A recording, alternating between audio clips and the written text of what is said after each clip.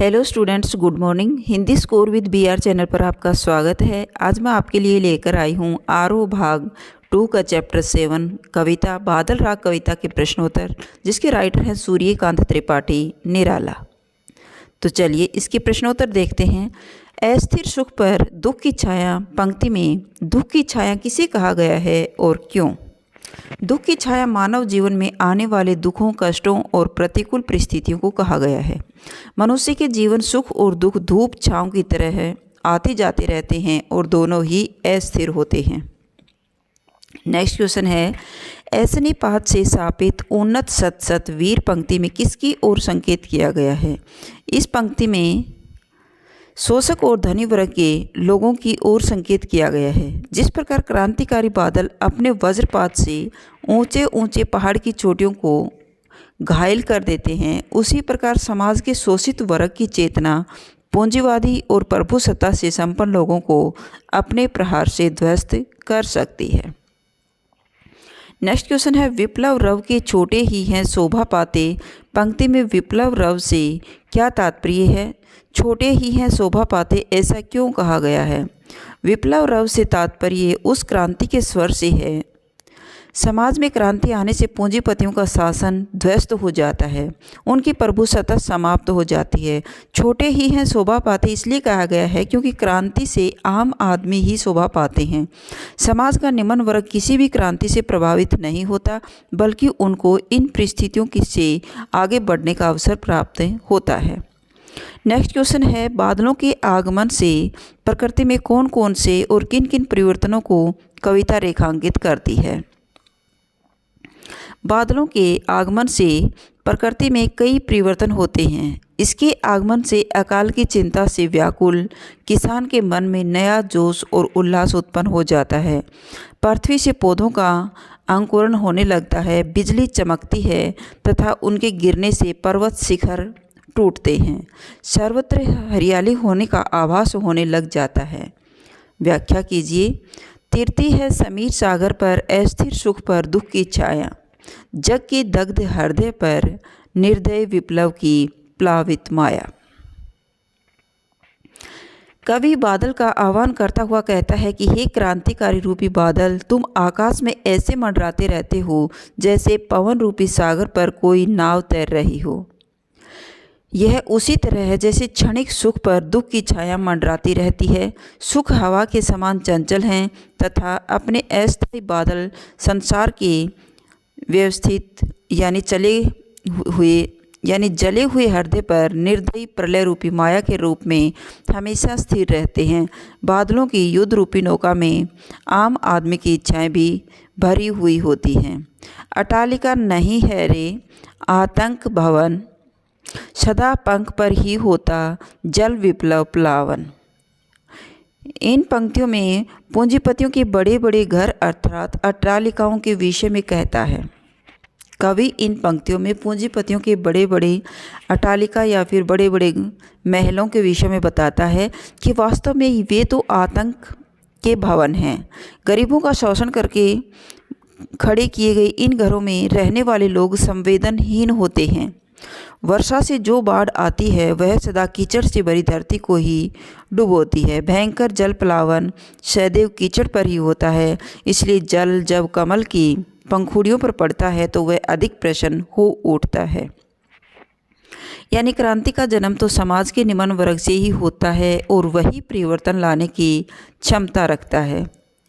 Class की बात, पूरी कविता में पंक्ति का मानवीकरण किया गया है। आपको प्रकृति का कौन सा मानवीकरण रूप पसंद आया और क्यों?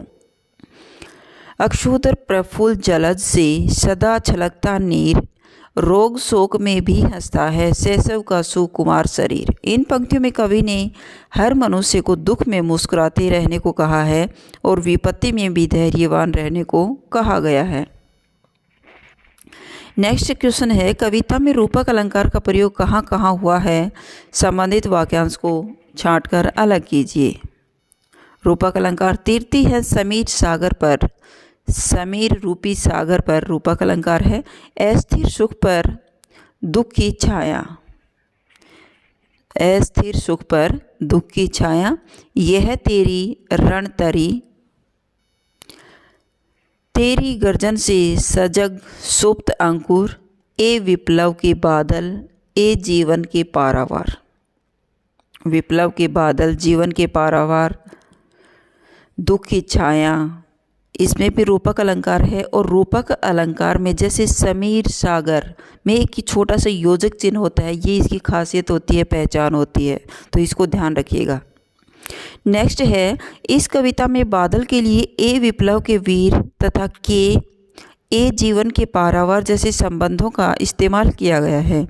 बादल राग कविता के शेष 5 खंडों में भी कई संबोधनों का इस्तेमाल किया गया है, जैसे अरे वर्ष के हर्ष, मेरे पागल बादल, ए निर्बंध, ए स्वच्छंद, ए उद्दाम, ए सम्राट, ए विप्लव, ए प्लावन, ए अनंत के चंचल शिशु सुकुमार। उपयुक्त संबंधों की व्याख्या करें और बताइए कि बादल के लिए इन संबंधों का क्या औचित्य है। इन संबंधों का प्रयोग करके कवि ने कविता की सार्थकता को तो बढ़ाया ही है, साथ ही प्रकृति के सर्वाधिक महत्वपूर्ण उपादान का भी सुंदर चित्रण किया है। अरे वर्ष के हर्ष खुशी का प्रतीक, मेरे पागल बादल मद मस्ती का प्रतीक, ए निर्बद्ध बंधनहीन, ए स्वच्छंद स्वतंत्रता से घूमने वाले, ए उद्दाम भयहीन, ए सम्राट सर्वशक्तिशाली, ए विप्लव के प्लावन प्रलय या क्रांति, ए अनंत के चंचल शिशु सुकुमार बच्चों के समान चंचल। कवि बादलों को किस रूप में देखता है और कालिदास को मेघदूत काव्य में मेघों को दूत के रूप में देखा। आप अपना कोई काल्पनिक बिंब दीजिए। काल्पनिक यानी अपने दिमाग से कल्पना से बनाया हुआ बिंब। कवि बादलों को क्रांति के प्रतीक के रूप में देखता है, जिसके द्वारा वह समाज में व्याप्त शोषण को खत्म करना चाहता है ताकि शोषित वर्ग को अपने अधिकार मिल सके। देखो काले बादल आए, धरती की गर्मी को ये दूर भगाए, सारे मौसम को भी खुशहाल खेतों में हरियाली फैलाएं। नेक्स्ट है, कविता को प्रभावी बनाने के लिए कवि विशेषणों का साहस प्रयोग करता है, जैसे अस्थिर सुख। सुख के साथ अस्थिर विशेषण के प्रयोग से सुख के अर्थ में विशेष प्रभाव पैदा कर दिया है। ऐसे अन्य विशेषणों को कविता से छांट कर लिखें और बताइए कि ऐसे शब्द पदों के प्रयोग से कविता के अर्थ में क्या विशेष प्रभाव पैदा हुआ है। कविता में कवि ने अनेक विशेषणों का प्रयोग किया है जो निम्नलिखित है। निर्दय, विप्लव, विनाश की क्रूरता को और अधिक बताने के लिए निर्दय विशेषण का प्रयोग किया गया है। दग्ध, हृदय की पीड़ा को और अधिक संतप्त दिखाने के लिए दग्ध विशेषण का प्रयोग किया गया है। सजग, सुप्त, अंकुर बीजों को मिट्टी में दबे होने के लिए सुप्त विशेषण दिया गया है। वज्र, हुंकार की विभीषणता हेतु वज्र विशेषण है। गगन स्पर्शी बादलों की अत्यधिक ऊंचाई बताने हेतु गगन का प्रयोग किया गया है। आतंक, भवन भयावह महल के समान आतंकित कर देने हेतु है। और त्रस्त नयन आँखों की व्याकुलता के लिए प्रयोग किया गया है। और जीर्ण बाहु भुजाओं की दुर्बलता का वर्णन किया गया है। और प्रफुल्ल जलज कमल की खिलावट के लिए प्रयोग किया गया है। और रुग्ध कोश भरे हुए खजानों के लिए इसका प्रयोग किया गया है। तो ये थे इसके मोस्ट इम्पोर्टेंट बादल राग कविता के मोस्ट इम्पोर्टेंट क्वेश्चन। अगर आपको मेरी वीडियो अच्छी लगी हो तो प्लीज़ लाइक कीजिए, शेयर कीजिए और सब्सक्राइब करना न भूलें।